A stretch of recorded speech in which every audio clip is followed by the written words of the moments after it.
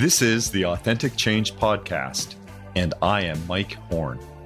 Authenticity reflects what we want from each other and our organizations: open communication, trust, community, fun, and opportunity. I want to help you to do your best in your personal and professional relationships.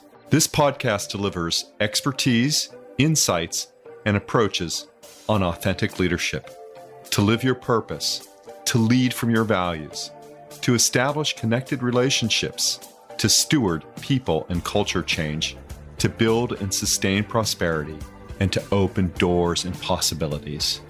This podcast will assist you in paving the way forward to personal, team, and organizational prosperity. Welcome to the Authentic Change Podcast with Mike Horne. Today, I am both honored and privileged to have as a guest Dr. Matt Minahan. Matt is I basically don't know how to begin to describe Matt, because he has encountered and been involved in so many facets of contemporary organization development that, as an author, as a speaker, as a teacher, as a leader, as someone who's been honored and recognized by various professional associations in the organization development field. So at this time, Matt, I don't know if you're ready to take on that title of legend, but that is, where I put Matt in this world. He is an organization strategy and design consultant, and he really helps organizations and teams and individuals to remove the gaps between their potential and the current state. Matt's done a lot of work and, again, provided thought leadership in so many areas, but particularly in organization design, in simplifying business processes and job growth, and in leadership development. Matt is, again, just putting this legend title on that I hope you don't mind, has taught and mentored so many in the organization development field. So for me, it's just a real pleasure and delight, Matt, for you and our listeners to have an opportunity to get to know you more and to talk about the concepts of integrity and authenticity in the leading work that you've done in organization development. So welcome, Matt. Can you say a few words about yourself? Well, first of all, thanks, Mike. This is a topic that's near and dear to my heart, and I'm thrilled to see the work that you're doing and done on this book and where you're taking it, because this idea of authenticity, this idea of integrity is central to who we are as human beings. And I got to say that my understanding of integrity has really developed over the 6 decades I've been on this planet, and I have a really different understanding of it today and an appreciation for it today that I didn't really have 20, 30, 40 years ago when I was a young thing. So I really appreciate the maturity, the life experience that you've brought to this topic, because had you or I or someone else tried to write this, when we were young pups, it wouldn't have been the same book. It wouldn't have been, and I don't know if I could have filled out there. I have a chapter in this book on integrity across life seasons. And Matt, I'd love to know more about your thoughts on that and how it changes and evolves over time. When I think about integrity, I tend to think about it as the genuine article, or often people describe it as something of whole cloth. And if you're an engineer, you might think about it as structural integrity, that things sort of hang together. And I think that integrity is really the musical notes along a tempo of authenticity in life. And the way that I relate the two is that integrity gets tested a lot, gets tested, and perhaps that's what we can explore is, where does it change over time? And certainly context and situation makes it different. But what I think about authenticity, and the distinction is, authenticity is when I'm congruent, that when I'm matching my thoughts, how I think, how I behave, my words, I have congruence. I'm generally in alignment. I'm happy. And that tends to form the tempo of life, is, can you be that all of the time as things evolve. But how do you start to think about these concepts, Matt? And, the questions that you raised about, or the observations you made about seeing integrity differently over time?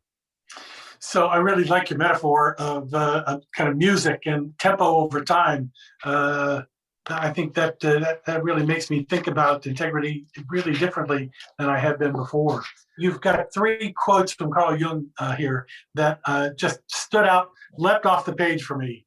And that is, you are what you do, not what you say you'll do. And for me, owning my commitments, owning my attention, being mindful and thoughtful about what I attend to is something I've only gotten better at over the years. I never really saw myself as something to be paying so much attention to. That always felt selfish. That always felt like, well, I shouldn't be worried about myself. I should be thinking about all these other people. I should be helping solve poverty. I should be helping solve racism. I should be thinking about all these other social and worldly problems. But it's only over the last, I would say, 20, 25 years that I've really gotten serious about this concept of use of self. And for me, that's one of the threads that runs through your entire book here. And that is how I understand myself, how I see myself, and how I do myself. And those are really central to me to authenticity. And one of the things that you write about in here is really accepting who you are. And for me, that's derived Back to Jung. from, yes. Carl says that we cannot change anything unless we accept it. And for me, that's a function of self-knowledge and self-awareness. And I must say that for me, I think I've grown in my self-knowledge and self-awareness mostly in the last 20 or 25 years, much more so than in my first 40 years on the planet. I think I was focused on the outer world. I was focused on making a good impression on people. I was focused on what people thought of me. I was focused on what I could do to please other people. And Jung was right when he wrote about midlife. And it's the shift for me, it was the shift from the outer world to the inner world. And so when that happened for me, I became a student of myself in a way that had never been the case until that time in my life. Yes, I mean it is such a isn't that part of normal, healthy development in some ways? I can't remember his name right now. You'll remember him as an NTL colleague, John, and he worked on percept language. John Weir. And one of John's part of John Weir's psychology was the evolution of self over time, and he did it chronologically. It wasn't quite a stage theory, but it was an age-based theory. And John, in that theory, he said that most men begin to build their own psychic house in their late 30s. He pegged it around 38. It's this ability to integrate or to understand or to differentiate, all of the differentiated selves that we bring into this discussion. So I've always been curious about that, but that is what I think. Then, to your point, our ability to see ourselves as both subject and object is Right. where we have the real growth potential, and that's all the work that I think I associate with Bob Keegan and our ability to see ourselves as the slate for development. So John and his wife Joyce. Thank you. Offered 10-day residential laboratories in which you were invited to disconnect from the outside world. No phones, no telephones, no newspapers. This was before email. And really explore this intrapsychic space. Explore who is it to be me, and what is it like to be me in the world. And I had the opportunity to attend one of their 10-day labs when I was 32, 33. I was a young guy. And of all 25 people in the lab, I was the youngest guy by like 5 years. So in many ways, it was premature for my own development. But John and Joyce, Joyce was very much into body work.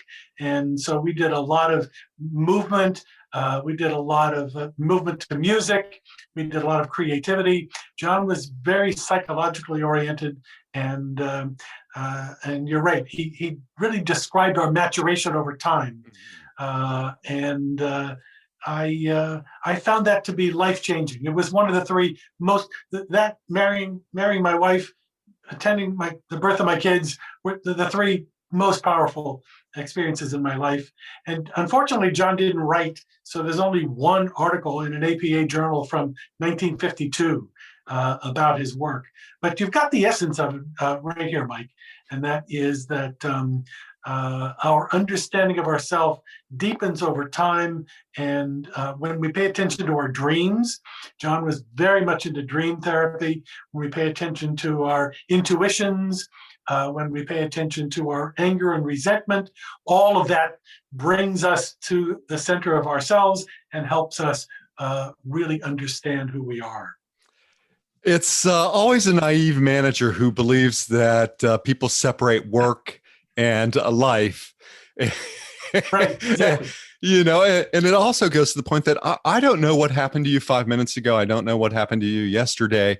But what I do have is I have this moment in time that I can be present and, hopefully create an environment where psychological safety exists. I guess that's one of the contemporary descriptions, but where I create trust, where I create appropriate amounts of disclosure, where I replace guarded and cautious communication with open and transparent communication. And those environments don't often exist, Matt. And I think we need more of it in organizations because operating from a set of humanistic values, I believe that everyone deserves to be loved. Everyone deserves to be treated with dignity and respect. And it's good to have diverse ideas and diverse people around you because you can grow inclusion that way. What are some of the barriers? I mean, given how many cultures and,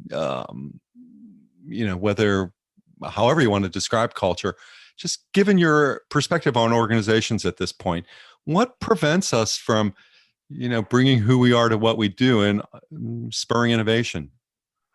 Fortunately, I think that is changing for young people who are in their 20s and 30s today. I think they're much smarter about this than we were. I hear a lot of managers complain about the Gen X.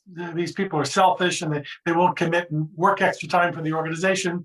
And I see my own kids who are jealously guardians of their own time and free time, and not so willing to invest and give away themselves, to cheapen themselves in a way that we gave away ourselves when we were in those years. So I have some hope for the world. But in general, I think, and I want to speak about the US and then I'll speak about the rest of the world. In the US, I think our drive for success is so focused on win-lose, so focused on mutually exclusive success. And so if you succeed, then I can't. And so I've got to succeed better than you do. And we measure success by grade, by title, by size of house, but we also measure success financially. And I think that capitalism is so deeply embedded in the DNA of this country, and the drive to acquire and the drive to expand, that it's hard to distance ourselves from that and take a non-dual perspective on that. Take a not an either or. Take a both and perspective on that. I don't need to have the highest stock price. I don't need to have the greatest stock multiples. I don't need to have the greatest return on investment. I don't need to have the biggest house or biggest car in order for me to be successful. And I think, when I teach my students, I always make sure we read some Karl Marx, because his description of labor and capital and the exploitation that capital makes on labor is very powerful, very right, and almost 200 years later is still very powerful and very right. Now, my hope is that with talk about the $15 minimum wage, and with more states moving in that direction and more companies moving in that direction, that we're starting to see maybe a golden age of humanism in our workplace here in the U.S. Let me just say one thing about overseas. Right, yeah. In collective cultures, which I worked in Africa and Asia, and even Europe, I don't see the kind of my success is at your expense, your success is at my expense kind of competition. And in that regard, these cultures are, for me, they're much more comfortable to work in. For me, they are much more amenable to the kind of collective insight, collective wisdom, the value of the collective that we bring in our field of OD. That you don't find in an MBA program, you don't find in a business program, you don't find, you find it in social work. You find it in some of the humanistic sciences. Nursing, you see it in nursing. Yes, that's way the case. But, and that's one of the things that differentiates ROD programs, where students get a master's degree or a doctorate in organization development, from MBAs and other business degrees, because we are teaching about self-insight. We are teaching about use of self. We are teaching about the value of the collective. We are teaching about maximizing the value to society and not just the value to the individual. And in that regard, we are really swimming upstream in a world that is very and a culture here in the US that is very individualistically oriented. As you made these comments about the individualistically oriented culture in the US, I was thinking about it in relationship to executive compensation, and particularly as it relates to severance packages, golden parachutes, exit compensation for executives. And it was a practice that began in U.S. corporations first as a way to retain executive talent, and then later it evolved as a way to have some either barrier or entry point into mergers and acquisitions. But what's changed in all of this more recently is that executives receive departure packages even in the face of scandal. You can look at that at Wells Fargo. You can look at McDonald's. You can look at it in other organizations. And it's one of the factors where integrity doesn't seem to matter much in this game of, let me be more successful than you. Yes, and not only that, but these packages are awarded not only when there's ethical and moral lapses, but also when there's failure, when the company doesn't thrive, when they want to cancel a leader's contract before their time is up. They still get these huge financial packages on the way out the door. So there's all of that. But the other thing that I also find enormously troubling is just the 400, 500, 600 times higher the executives' compensations are from the average salaries of the people who work for them. In the 1960s, 32 was the average multiple. And today it's 450. Mm-hmm. And in some cases, 500, 600. Yeah, 471 is what I've read. Right. Okay, it's a big number. It's a big number, and that's the average. Okay, so it is 500 and 600 and even higher multiples. And so these become almost a mark of competitive achievement. Well, my package is this many stock options, and my package has this many zeros, and for me, I'd like to know more about the people. I'm going to say mostly men who hold those jobs, because I could not sleep at night knowing that I was paying my people $7.85 an hour, and that my full-time workers were on food stamps. Okay, I could not sleep at night knowing that to be the case, and knowing that my compensation was 500 or 400 times that amount. That's just, for me, that's an integrity issue. For me, that's an authenticity issue. For me, that's the truth about being a citizen of the world. That's the truth about who we want to be in the world. I mean, As you, you kind of alluded to this in the introduction here. My mission statement is to reduce the gap between the human condition and human potential. So that connotes movement in both directions.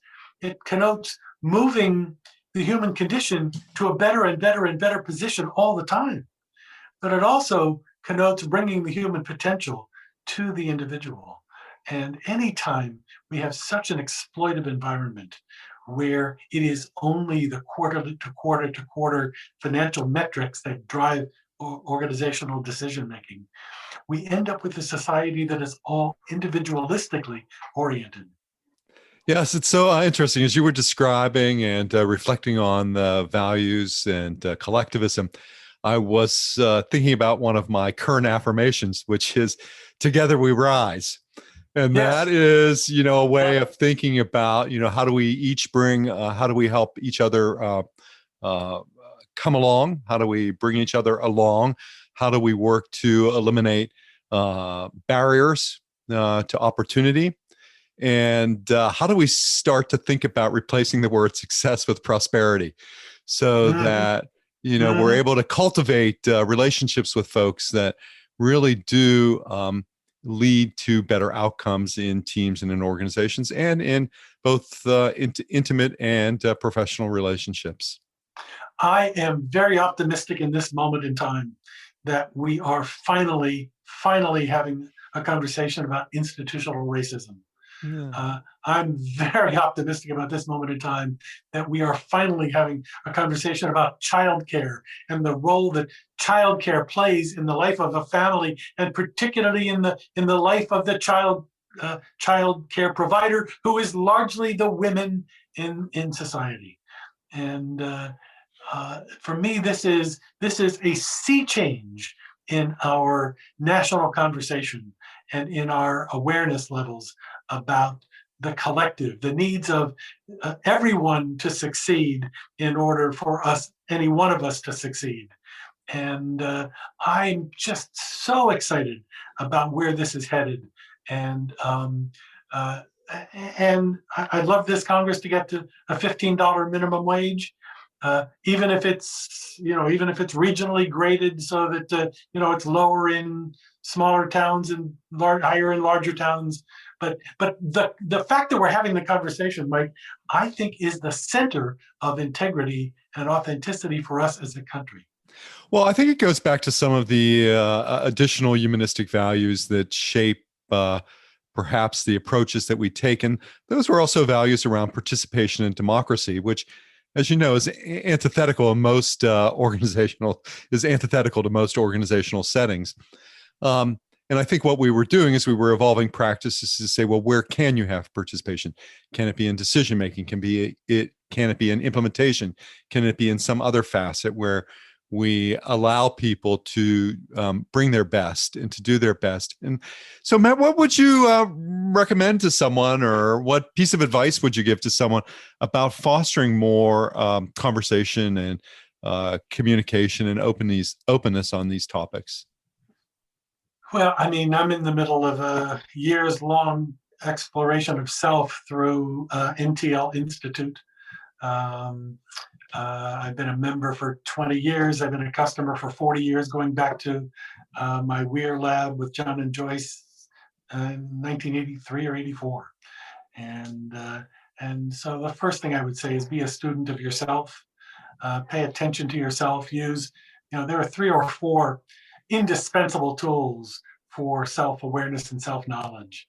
One is keeping a journal. That's the easiest and simplest thing to do.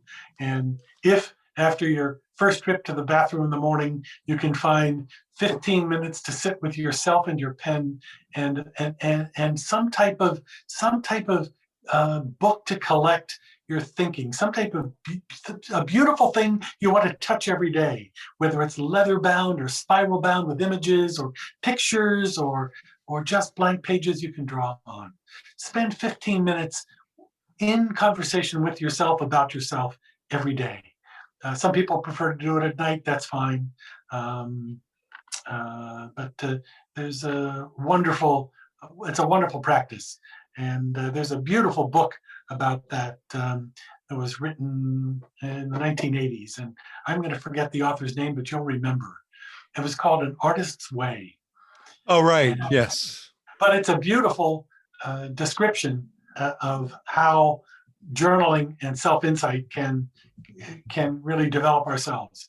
Second practice, some type of stillness practice, whether it's yoga, whether it's walking in silence, whether it's meditation, a stillness practice. And then third would be some type of creative outlet, poetry writing, painting, songwriting, those 3 things, journaling, stillness practice, and some type of creative practice are I think the best ways to know yourself. And then the second half of this is learning about yourself and the world.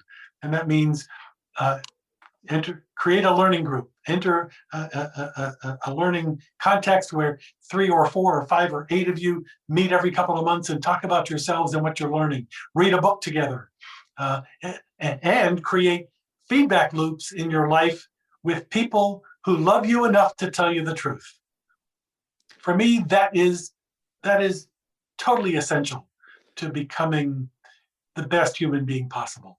It's a series of both active and passive meditation. It's yes, it's a way to embody as well. I mean, many of the concepts I think that we describe in wanting to have in our relationships with others. And in the end, that is the only way we can be authentic. And the only way I can be truly authentic is being in touch with my own stirrings, my own inner movements, my own inner longing, my own inner needs, and being able to account for them and understand them in my interactions with other people, so that I don't manipulate other people in order to have my needs met, so that I don't engage in a coaching conversation that meets my needs, not the client's needs, that I don't manipulate a client consulting engagement in a way that gets me more work rather than builds more capacity in their system. So I'm a better, more efficient, more honest, and I'd love to believe more authentic consultant today by virtue of seeing myself in a more realistic and honest way. That is one of the greatest gifts, to teach and to mentor. 2 of the greatest gifts. Matt, so well said. Matt, this has been intriguing, insightful, one of those conversations that I hope for myself, and I hope for many of the listeners, it inspires, it motivates, it sets up some meaningful conversation that can be taken in another direction and extended. Matt, just so many wonderful ideas and insights that you've shared that I think provide the perspective of how you help others to move from that current state to something more positive. And I'm so glad that you are optimistic about the future, that you have faith in something that is still bigger than all of us, and that brings us to, a better outcome. I mean, through a collective rise. How about that? Well, I thank you. I appreciate that.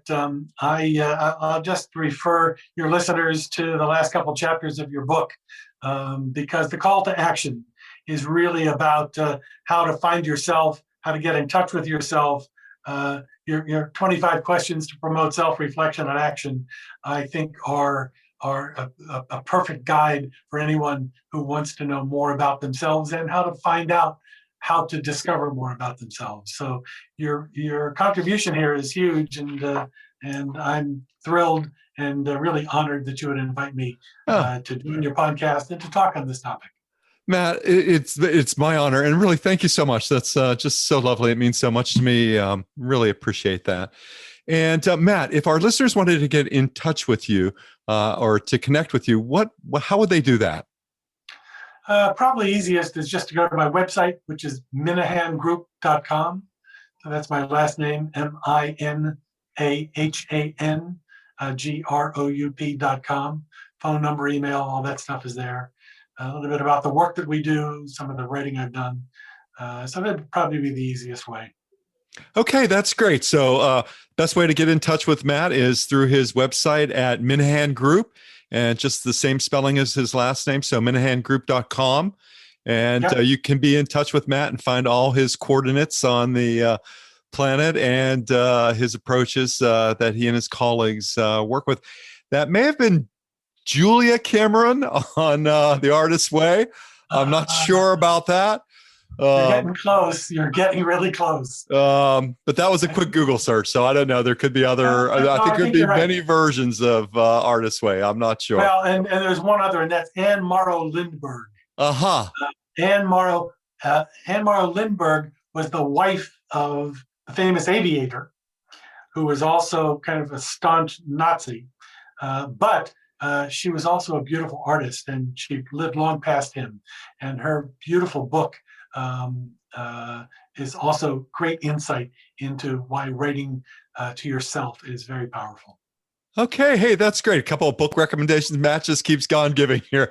I really appreciate it, Matt, for being our guest today on the Authentic Change podcast. And to all of our listeners and guests, thank you once again. Look forward to you joining us on the next edition of Authentic Change with Mike Horne. Thanks for listening, and I hope you'll subscribe today and tell a friend about our show. If you're looking for hands-on help to increase your success through authentic change, or have a question you'd like to hear me answer here, please email me at mike@mike-horne.com.